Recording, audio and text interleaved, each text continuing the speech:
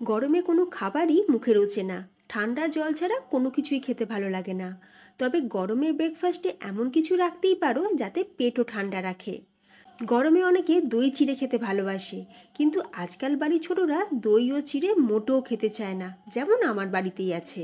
তাই দই চিড়ে দিয়ে বানিয়ে নাও দই চিড়ের চিলা। কিভাবে বানাবে চলো দেখে নাও রেসিপি। নমস্কার, বেঙ্গলি পাকশালায় তোমাদের সকলকে স্বাগত।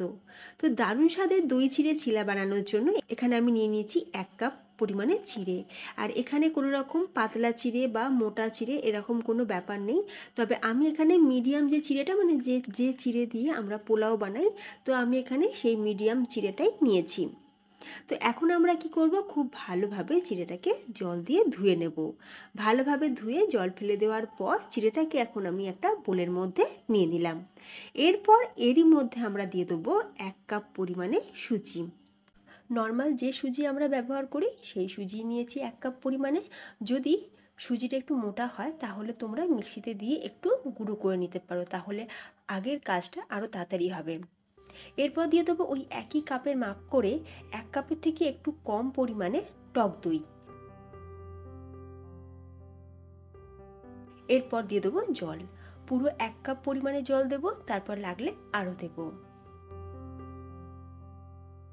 এবার খুব ভালো করে আমরা দই, সুজি আর চিড়ে খুব ভালো করে মিক্স করে নেব। আর ভালো করে মেশানো হয়ে গেলে আমরা এটাকে চাপা দিয়ে 10 মিনিটের জন্য রেখে দেবো। তাতে করে সুজিও খুব ভালোভাবে ফুলে যাবে আর চিড়েও খুব ভালোভাবে সফট হয়ে যাবে। আর হাফ কাপ যে জলটা রেখেছিলাম সেই জলটাও দিয়ে দিলাম, দিয়ে আরও একবার মিক্স করে নিয়ে এখন চাপা দিয়ে আমরা এটাকে 10 মিনিটের জন্য রেস্টে রেখে দেবো। 10 মিনিট পর দেখো ফ্রেন্ডস, সুজি কিন্তু বেশ ফুলে গেছে আর চিড়েটাও খুব ভালোভাবে সফট হয়ে গেছে। সুজি দেখো পুরো জলটাই কিন্তু অ্যাবজর্ব করে নিয়েছে। এখন কি করব, একটা মিক্সির জার নিয়ে নেব আর তার মধ্যে আমরা এই চিড়ে, সুজি আর টক দইয়ের যে ব্যাটারটা সেটাকে দিয়ে দেবো। যেহেতু মিক্সির জারটা ছোট তাই আমি দুবারে ব্যবহার করব। তো প্রথমে হাফ চিড়ের এই মিশ্রণটা দিয়ে দিলাম, দিয়ে এবার অল্প সামান্য জল দিয়ে আমরা সুন্দর করে এটার পেস্ট বানিয়ে নেব। এত সুন্দর করে পেস্টটা করতে হবে যাতে এর মধ্যে কোনো রকম দলাভাব না থাকে বা কোনো রকম বড় টুকরো যাতে না থাকে। খুব সুন্দর করে দেখো পেস্ট করে নিয়েছি।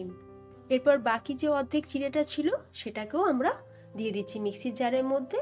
আর এখানেও আমি সামান্য পরিমাণে একটু জল দিয়ে দিলাম আর এরই সাথে দিয়ে দিচ্ছি 1 চামচ চিনি আর স্বাদ অনুযায়ী নুন। চিনিটা কিন্তু অবশ্যই দেবে, যেহেতু টক দই দিয়েছি তাহলে টেস্টটা ব্যালেন্স হবে। আর তোমরা যদি একান্তই চিনি পছন্দ না করে থাকো তাহলে স্কিপও করতে পারো। এবার আমরা এটাকেও সুন্দর করে পেস্ট করে নিয়ে ওই বোলের মধ্যে ঢেলে দেবো আর মিক্সির জার ধোয়া একটু জলও দিয়ে দিলাম। এরপর আমি এর মধ্যে দিয়ে দেবো 1 চা চামচ পরিমাণে কালো সর্ষে, 1 চা চামচ পরিমাণে গোটা জিরে, আর দিয়ে দেবো বড় চামচের 1 চামচ কুচনো কারি পাতা। কারি পাতা যদি হাতের কাছে থাকে তাহলে কারি পাতা অবশ্যই দেবে, আর যদি একান্ত না থাকে তাহলে কুচনো ধনে পাতা কিন্তু দিতেই হবে। আর কারি পাতা দিলে টেস্ট আর ফ্লেভার ভীষণ ভালো আসে এই চিলাতে। এবার কালারের জন্য অল্প সামান্য একটু হলুদ দিয়ে দিলাম। তোমরা চাইলে কিন্তু একটু পেঁয়াজ কুচিও দিতে পারো, তবে আমি আজকে পেঁয়াজ ছাড়াই করছি যাতে করে যারা পেঁয়াজ খায় না তারা যাতে ইজিলি বানাতে পারে। দিয়ে এবার আমরা খুব ভালো করে এগুলোকে মিশিয়ে নেব। আমি এর মধ্যে একটু জলও দিয়েছিলাম যাতে করে এই ব্যাটারটা একটু পাতলা হয়। আর ব্যাটারের কনসিস্টেন্সি দেখো ঠিক এই রকমই রাখতে হবে, খুব বেশি কিন্তু একদম পাতলা করে ফেললে হবে না। এরপর আমরা দিয়ে দিচ্ছি 1 চামচের 4 ভাগের 1 ভাগ বেকিং পাউডার আর অল্প সামান্য একটুখানি জল দিয়ে দিলাম যাতে বেকিং পাউডারটা অ্যাক্টিভ হয়ে যায়। এবার খুব ভালো করে এটাকে মিশিয়ে নিয়েছি। তো চিড়ের এই ব্যাটারটা কিন্তু আমাদের একদম রেডি। আর তোমরা দেখে বুঝতেই পারছো ব্যাটারের ঘনত্ব। চাল ডাল ভিজানো ঝামেলা ছাড়াই ইনস্ট্যান্ট বানিয়ে নেব ধোসা, চিড়ের ধোসা। এখন গ্যাসের ওপর একটা তাওয়া বসিয়ে তাতে অল্প সামান্য তেল ব্রাশ করে নিলাম। এরপর এখানে আমি 2 হাতা ব্যাটার দিয়ে তাওয়ার মধ্যে দিয়ে এবার চারিদিকে ভালো করে স্প্রেড করে দেবো।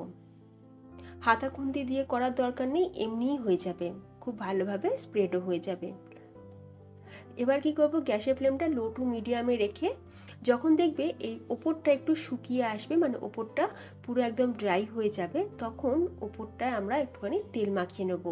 তবে তোমরা চাইলে কিন্তু তেল ছাড়াও বানাতে পারো, তবে আমি একটুখানি তেল দিয়ে এটাকে উল্টে পাল্টে ভেজে নেব, তাতে করে বেশি মচমচে হবে।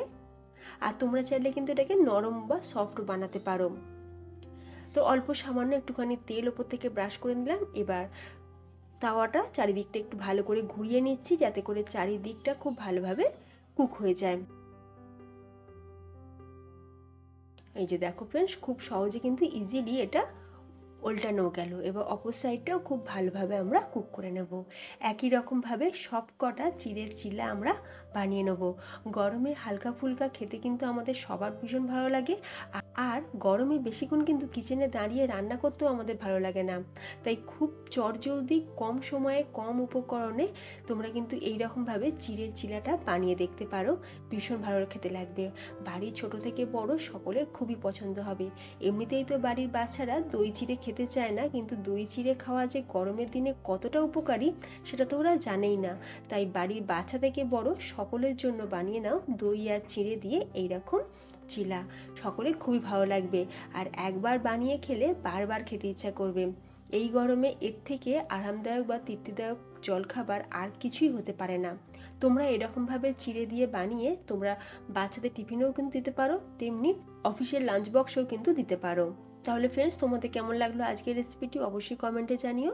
রেসিপিটা ভালো লাগলে লাইক, শেয়ার আর চ্যানেলটা সাবস্ক্রাইব করে নিতে একদমই ভুলো না। তোমাদের একটা লাইক আমাকে উৎসাহিত করে নতুন নতুন রেসিপি তোমাদের সাথে শেয়ার করার জন্য।